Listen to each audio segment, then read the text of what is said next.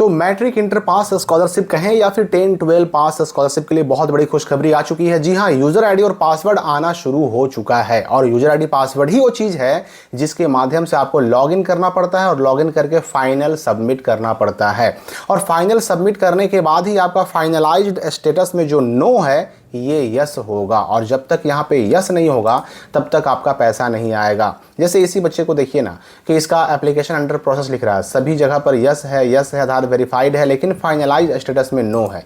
आप जितना भी देखिएगा इसका आधार सीडेड स्टेटस में पेंडिंग है, फिर यहाँ फाइनलाइज स्टेटस में नो है। तो अलग अलग तरह की जो समस्याएं हैं उन समस्याओं के समाधान के साथ साथ मैं आपको ये बताने वाला हूँ कि जिसका यूजर आईडी पासवर्ड आ गया है वह लॉगिन कैसे करेगा, लिंक कहां से मिलेगा, लॉगिन करके फाइनल सबमिट कैसे करना होगा उसको, क्योंकि फाइनल सबमिट नहीं होगा तो यहां फाइनलाइज में नो रहेगा। और जिसका यूजर आईडी पासवर्ड नहीं आया है उसका यूजर आईडी और पासवर्ड कैसे आएगा, उसको मंगाने का लिंक कौन सा है वो भी मैं आपको बताने वाला हूं। इसी वीडियो में सारी समस्याओं का समाधान मैं करने वाला हूं। देखिए इन सब चीज़ों के लिए सबसे पहले सिंपली गूगल में आप सर्च कीजिए बिहार बोर्ड इन्फो लिख करके, और जब ये सर्च कीजिएगा सबसे ऊपर आएगा बिहार बोर्ड इन्फो का जो वेबसाइट, और इस वेबसाइट को सिंपली क्लिक करके आपको खोल लेना है। यहाँ पर देखिए एक पोस्ट मिलेगा आपको मैट्रिक इंटर पास स्कॉलरशिप 2026, यहाँ से करें ऑनलाइन अप्लाई। आपको स्टेटस चेक करना हो, लॉगिन करना हो, फाइनल सबमिट करना हो, फाइनलाइज करना हो या यूजर आईडी पासवर्ड मंगाना हो, सबका लिंक आपको इसमें मिल जाएगा। और साथ ही साथ इस स्कॉलरशिप का सारा डिटेल्स भी आपको मिल जाएगा कि किसको कितना पैसा मिलता है, सारा नोटिस वगैरह भी डाला हुआ है। नीचे आपको मिलेगा लिंक। देखिए सबसे पहला काम तो ये करना है ना कि जो भी बच्चे जो मैट्रिक पास बच्चे हैं अपना जो है ना स्टेटस चेक जरूर करेंगे, स्टेटस चेक करेंगे। इंटर पास वालों का स्टेटस चेक लिंक यहाँ पर है और इसी के ठीक नीचे मैट्रिक पास वालों का स्टेटस चेक लिंक है। स्टेटस चेक लिंक में सबसे पहले रजिस्ट्रेशन नंबर अपना डालेंगे, उसके बाद डेट ऑफ बर्थ और गेट स्टेटस पे जाएंगे तो उसके बाद आपके मोबाइल पे आएगा ओटीपी डालने के बाद आपका स्टेटस यहाँ खुल जाएगा इस तरह का। अब स्टेटस में क्या लिख रहा है उससे डिपेंड करता है कि आपका पैसा आएगा कि नहीं आएगा, आएगा तो कब आएगा और इसके अलावा हमें क्या करना पड़ेगा। तो अब रही बात की जो मैंने बताया आपको कि यूज़र आईडी पासवर्ड आना शुरू हो चुका है, ठीक है। तो अगर किसी का यूज़र आईडी पासवर्ड आया है तो वो यहाँ पर इस लिंक पे जाएगा, मैट्रिक वाले इस पर जाएंगे, matric scholarship 2026 login for finalise, link 1 link 2 link 3 तीन लिंक डाले हुए हैं। इंटर वाले बच्चे जिनका यूजर आईडी पासवर्ड आ चुका है वो इस लिंक पे जाएंगे, लिंक 1 2 3 यहाँ भी दिया गया है। तो इसमें से कोई भी लिंक खोलिएगा आपका ये लिंक खुल जाएगा। मैं आपको सामने लाइव खोल के दिखाता हूँ। देखिए मैट्रिक वाला मैंने लिंक 1 खोला, यहाँ पर खुल गया मुख्यमंत्री बालक बालिका माध्यमिक प्रोत्साहन योजना 2026। यहाँ इसमें डालना है यूजर आईडी, इसमें डालना है पासवर्ड और यहाँ पर ये जो कैप्चा है Y9GL ये यहाँ पे डाल करके और लॉगिन कर देना है। इंटर वाले अगर हम बात करें तो इंटर वाले इसको खोलेंगे, नीचे वाला जो लिंक है इंटर, इसमें भी सेम वैसे ही खुलेगा। इसमें भी अपना यूजर आईडी और पासवर्ड डालना होगा, ऊपर में यूजर आईडी नीचे में पासवर्ड और यहाँ पर कैप्चा और लॉगिन कर लेंगे। लॉगिन करने के बाद फाइनल सबमिट करना पड़ेगा। फाइनल सबमिट कैसे करेंगे तो भाई देखिए मेरे पास अभी किसी बच्चे का यूजर आईडी पासवर्ड उपलब्ध है नहीं, अगर उपलब्ध होता तो मैं आपको लॉगिन करके फाइनल सबमिट करके भी दिखा देता। हालांकि पिछले साल तक की अगर हम बात करें तो लॉगिन करने के बाद ना सारा डिटेल दिखाता है, सब में नो रहता है, नो को यस सेलेक्ट करके और बस एक बार सबमिट कर देना होता है। बहुत आसान चीज़ है, वो आप मोबाइल से भी कर सकते हैं। हालांकि मैं लाइव नहीं कर पा रहा हूँ क्योंकि मेरे पास कोई यूजर आईडी पासवर्ड अभी तक फिलहाल उपलब्ध नहीं है। तो उसमें लॉगिन कीजिएगा, आपका नाम, पिता का नाम, माता का नाम, जो भी डिटेल आपने भरा है सबके सामने नो रहेगा और नो पर क्लिक कीजिएगा, टच कीजिएगा ना तो उसी में यस का ऑप्शन आएगा, यस पर क्लिक कर देना है, सबको यस कर देना है और यस करने के बाद फाइनल सबमिट कर देना है।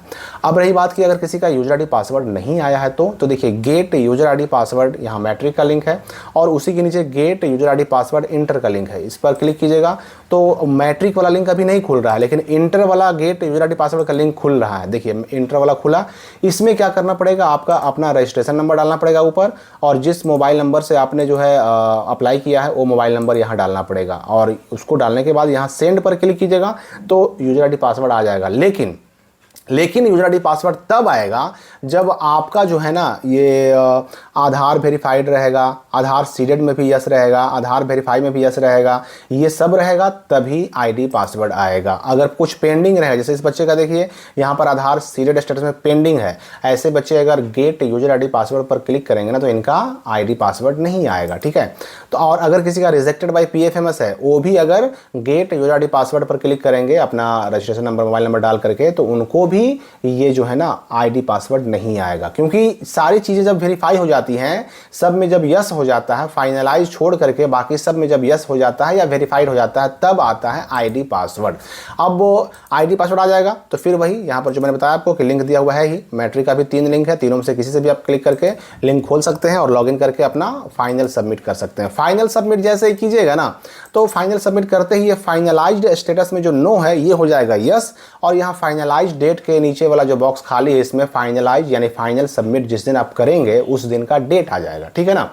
अब हम आते हैं समस्याओं की तरफ। देखिए इस बच्चे का रिजेक्टेड बाय पीएफएमएस है, मतलब साफ है कि इस बच्चे का आधार सीडेड नहीं है। ऐसे बच्चे को जल्द से जल्द आधार सीडेड करना होगा, अपने बैंक जाकर करवाना होगा। जैसे ही आधार सीडेड होगा फिर से एक बार जो है ना ये विभाग उसका डिटेल आधार सीडिंग को चेक करने के लिए भेजेगा, और यहाँ पर जो रिजेक्टेड बाय पीएफएमएस है यहाँ पर आधार वेरिफिकेशन प्रोसेस में दिखा देगा आधार जो है सेंट फॉर वेरीफाई में लिख देगा यहाँ पर, और फिर उसका वेरीफाई हो जाएगा अगर सीडेड हो जाता है तो।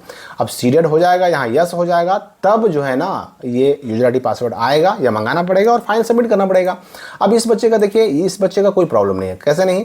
तो आधार सीडेड में यस है, बिल्कुल सही बात है, अच्छी चीज़ है, ये होना भी चाहिए। बेनिफिशियरी स्टेटस में आधार वेरीफाइड है, ये भी होना चाहिए। आधार वेरीफाइड में यस है, ये भी होना चाहिए। फाइनलाइज स्टेटस में नो है तो इस बच्चे को यूजर आईडी पासवर्ड मंगाना होगा, या अगर आ गया है तो लॉगिन करके फाइनल सबमिट करना होगा।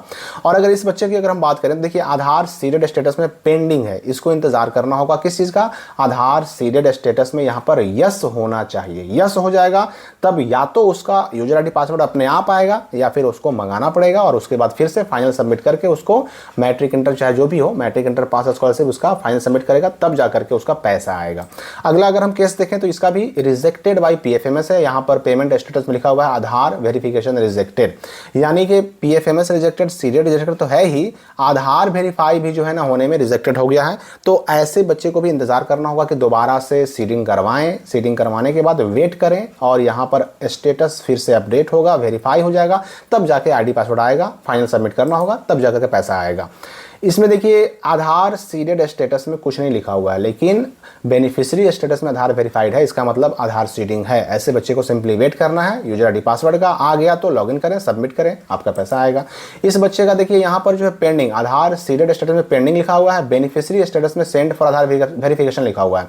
इसका मतलब इसका आधार सीडेड है कि नहीं ये चेक करने के लिए शिक्षा विभाग ने पीएफएमएस को भेजा है, एनपीसीआई को भेजा है। वहाँ से जैसे ही वेरीफाई हो जाएगा मालूम पड़ जाएगा कि हाँ भाई इसका सीडेड है कि नहीं। अगर सीडेड है तो यहाँ पर यस हो जाएगा या आधार सीडेड आधार वेरीफाइड हो जाएगा, और उसके बाद इसका आईडी पासवर्ड आएगा, फाइनल सबमिट करेगा, पैसा आ जाएगा। तो मैट्रिक इंटर पास स्कॉलरशिप की अगर हम बात करें या 10-12 पास स्कॉलरशिप, इसमें सबसे ज़्यादा इंपॉर्टेंट है सारी चीज़ों का वेरीफाई होना। मैं आपको बता दूं कि जिसका भी सेंड फॉर आधार वेरिफिकेशन उनको सिंपली वेट करना है। अगर वेरिफिकेशन हो गया, सीडेड रहेगा तो वेरिफिकेशन हो जाएगा, उनका आएगा आईडी पासवर्ड और उनको सबमिट करना होगा।